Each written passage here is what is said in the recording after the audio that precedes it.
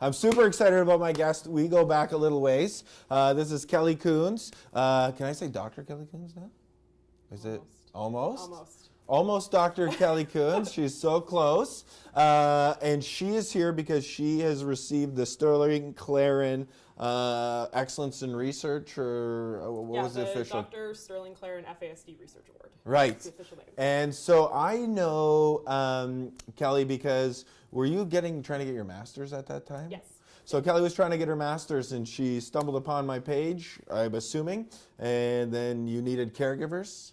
And then I said, well, maybe I have some, and then we had some, right? We had a lot. Yeah. A lot of participants. Yeah, awesome. Yeah. So you being on my page was able to help Kelly get her master's. First, thanks for joining us. Thanks for having me. Secondly, congratulations. That is badass. Yeah. So how'd you find out about that you got the award? So I applied for the award. Yeah. Just kind of on a whim. Yeah. And then, heard back pretty quick that I had won. I was astounded. I'm really excited and very honored. It's a very prestigious award. So yeah. How did you feel going up there? That was a lot of people up there. 700 people is a lot of people to go up in front of. I was kind of happy I didn't have to speak. Right. I'm really confident with speaking, right. but yeah, it's a big room. So what was the research about? Like I remember we talked before and you Yes. said I'm not concerned about talking in front of Right. people, but it's about maybe my talking points. Right. I So think maybe share to them. give some context, Yeah, can I tell you about my journey in Do FASD it. Yeah, go ahead. So started back in my undergraduate research, and originally I was looking at comparing families and caregivers of individuals with FASD to those with autism. And in the scientific literature, autism is really considered to be the most stressful disability. It's what all other disabilities are compared to. And we were pretty astounded that no one had looked at FASD yet. So we actually compared those two disabilities and found that parents of children with FASD were much more stressed, which I'm sure to all the parents listening is not at all a surprise they would say to them. no S Sherlock, right? Yeah. And then so I got really passionate about FASD and helping caregivers, which led into my master's, which looked at families of children with FASD. And the stress? So I wanted to shift focus, and I really wanted to look at more from the positive aspects. So we were trying to look at what promotes family adaptation. So what strategies are caregivers using, what sources of support do they have, and how is that helping their life and making them more positive and more resilient in raising their children. But we still seem to circle back to the stressors. And one of the biggest ones was finding educated healthcare professionals, specifically in the province of Ontario, which has led into my doctoral work looking at healthcare students and healthcare professionals and their training about FASD and their recommendations about alcohol use during pregnancy. And your finding was? Our findings are kind of scary, to be honest. So one really positive thing is that all of the students were familiar with FASD, and all of them know that alcohol use during pregnancy is a risk for FASD.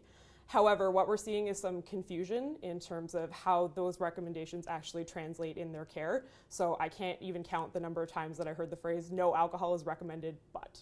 And so we're still seeing some of these exceptions. So drinking on special occasions, drinking at weddings, all those kind of examples that come up. And we're still seeing, there's been a lot of talk about stigma at this conference. We're still seeing that in terms of populations that they perceive to be as particularly higher risk. And so they're talking about how we're more likely to screen about alcohol use in those populations compared to perhaps women who are more affluent.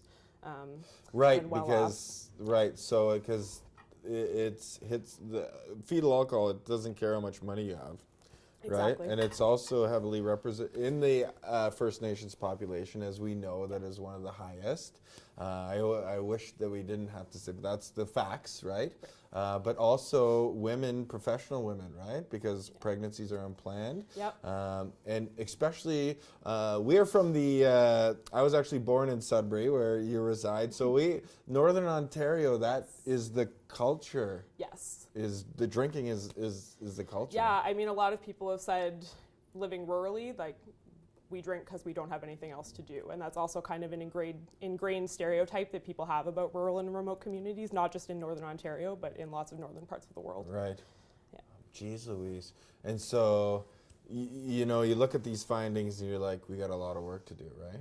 So what is happening now? Like, I know you're pushing, I don't even know so what's happening? Tell me what's going on. So part of what I did for my data collection, this is the really exciting part that I hope parents are also excited about, is we had students do vignettes, which are basically similar to case-based learning in in the curriculum. So basically they're stories. Okay. They're stories about different people and different circumstances about drinking during pregnancy, and they're actually all informed by real stories that are from participants that I interviewed in my master's.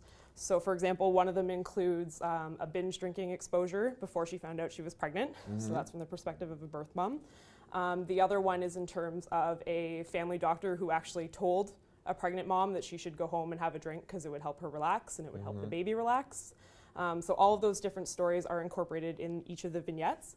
And so I'm done my data collection, presenting my results tomorrow, and then the hope when I go back to Ontario is that we can actually get those ingrained in the curriculums of the programs that I'm looking at as a tool to help students learn about different situations that could occur in their practice and then feel more confident about working in those situations. That is fantastic. And aren't you also getting married? I'm getting married in July. Yeah, I follow you on Facebook. We're actually getting married on our 10-year anniversary. Dude, that's pretty close to Tara and I, right? Like, yeah, you know, it's exciting. It is. I was glad when it was done, right? Because that's all we talked about all day. Well, that's all I listened to. You know, basically I showed up, right? Tara planned everything. So yeah, it's kind of exciting time to be Kelly Coons, right? It is.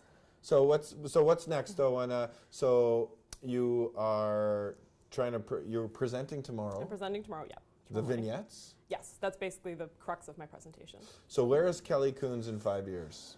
I don't know. I really want to continue with FASD research. That's my passion, and I absolutely love the research aspect. Now it's kind of a strange time to ask me because it's a big transition period, right, between finishing school and we're moving into the career world, or that kind of pathway. So yeah, and I mean, if people are listening and there's postdoc opportunities or research opportunities, I mean, hit me up. Well, this is the FASD Research Network. So have you been hobnobbing? And by that's an old school world, I guess. Like networking. Yes, and I mean, being here is fantastic with world leaders in the field. So yeah. So hire Kelly Coons, right? Is that like the plug? We're just gonna cut. Plug. We're just gonna cut to it. Kelly, man, that's exciting because we need. I was the young guy once, right? And now we need to have all these new researchers, and you certainly got a passion for it, and that's awesome. And I wish, you know, I've been a fan of yours for a long time, and I hope you keep. I'm a fan of yours. Wow. So there you go. You're gonna make my head bigger than it already is. Cool.